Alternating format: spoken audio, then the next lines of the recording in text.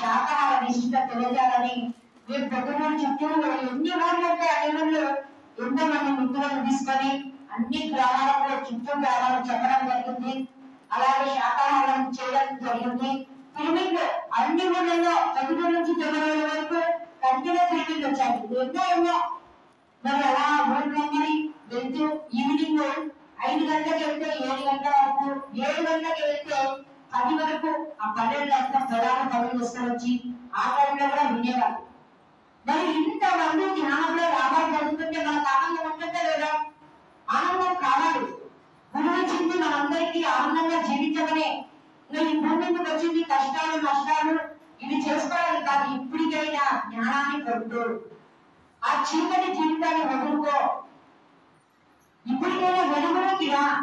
ఇప్పుడు ఒక గదిలో చీకటి ఉండాలి, మనం లైట్ వేస్తేనే కానీ గదంతా వెలుగు వస్తుంది. మన జీవితంలో వెలుగు కావాలా వద్దా? చీకటి బతుకులే బతుకుతామా? ఇంకా కష్టాలలో ఉంటామా? వద్దు. ఇక్కడ మనం ఏం చేస్తున్నామో తెలుసుకుంటున్నామో, మన వరకు చాలా అనుకుంటున్నాం, ఎక్కడ బోధించలేకపోతున్నాం. అందుకే ఆచార్య దేవోభవాన్ని ఆచరించిన వారు, బోధించేవారు, బోధిసత్తులు బుద్ధులు చెప్తూనే ఉంటారు. జ్ఞానం శరణం గచ్చామి, మరి ధర్మం శరణం గచ్చామి. ఏంటయ్యా ధర్మం అంటే? అహింస పరమో ధర్మ. సంఘం శరణం గచ్చామి. చూడండి, రాజుగారు చక్కగా తను ధ్యానం చేస్తూ తన ధర్మాన్ని తను నిర్వర్తించాలి. మరి ధర్మం ఏంటయ్యా అంటే అహింస పరమో ధర్మ అని జీవహింస మానేశారు. మరి అలాగే సంఘం శరణం గచ్చామి. ఈరోజు మన సంఘం మనందరినీ ఆయన శరణం గచ్చామి. ఈరోజు అందరినీ ఆత్మీయంగా ఆహ్వానిస్తున్నారు. ఎంత మంది వచ్చినా రుచికరంగా వడ్డిస్తున్నారు. సంఘం శరణం గచ్చామి. సంఘంలో ఎవరైతే ఉన్నారో ఆ సజ్జన సాంగత్యం చేయమంటున్నారు. ఈరోజు ఇలాంటి సజ్జన సాంగత్యాలు అరేంజ్ చేశారు రాజుగారు వారి కుటుంబ సభ్యులు.